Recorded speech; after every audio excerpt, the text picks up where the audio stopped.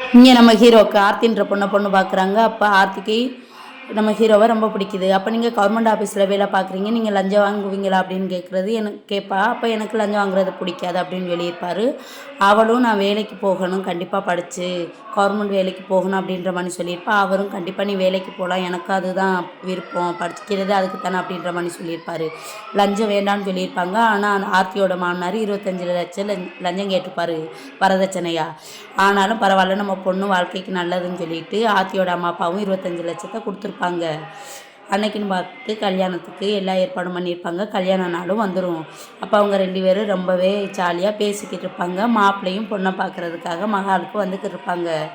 ஹல்தி ஃபங்க்ஷனாக இருந்திருக்கும் அன்றைக்கி நைட்டு. ஹல்தி ஃபங்க்ஷனுக்கு அவள் அக்கா வந்திருப்பா. அப்போ ஆர்த்தி மாமியார்கிட்ட என்னையெல்லாம் என் மாமியார் வீட்டில் வேலைக்கு அனுப்பலை, நீங்கள் என் தங்கச்சியை வேலைக்கு அனுப்புறியா அப்படின்னு ரொம்ப சந்தோஷமாக சொல்லியிருப்பா. ஆனால் அவங்க எனக்கு பொண்ணு வேலைக்கு போகிறதே பிடிக்காது, யார் சொன்னால் நாங்கள் வேலைக்கெலாம் அனுப்ப மாட்டோம் அப்படின்ற மாதிரி சொல்லியிருப்பா. ஆர்த்தியோட அக்காவும் அவங்க அம்மா அப்பாட்ட வந்து சொல்லுவா அந்த விஷயத்த.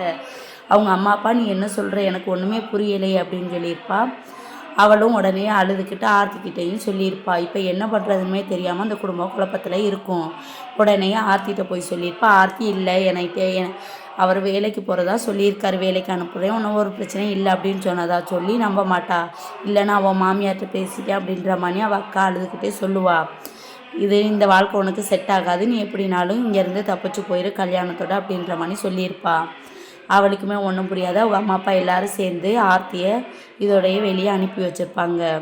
கடைசியில் பார்த்தா இங்கே மாப்பிள்ளை மகாலுக்கு ரொம்ப சந்தோஷமாக வந்துக்கிட்டு இருப்பார். ஆர்த்தி ஃபோன் பண்ணிக்கிட்டே இருப்பாள். ஆனால் அவரால் எடுக்க முடியாது, அந்த ஃபோன் சத்தம் கேட்காது.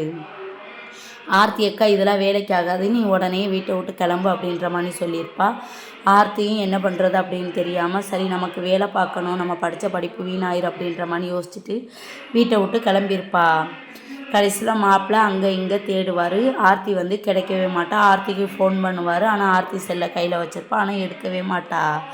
இப்படி ஆகிட்டே நம்ம வாழ்க்கை அப்படின்ற மாதிரி அவளும் யோசிச்சுக்கிட்டு சரி நமக்கு இதுக்கு மேலே வேறு வழி இல்லை அப்படின்ற மாதிரி தப்பிச்சு அந்த மகளை விட்டு வெளியே ஓடிடுவா.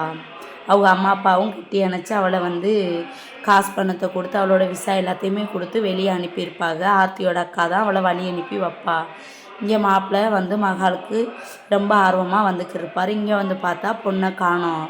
என்னன்னு விசாரித்தா இல்லை போயிட்டா அப்படின்ற மாதிரி சொல்கிறதுக்கு பதிலாக நீங்கள் வரதட்சணை கேட்டியா, அதனால என் பொண்ணு ஓடிட்டா கோவத்தில், நீங்கள் வரதட்சணை 25 லட்சம் கேட்டிங்க அப்படின்ற மாதிரி அவங்க மேலேயே பழியை தூக்கி போட்டுருவா.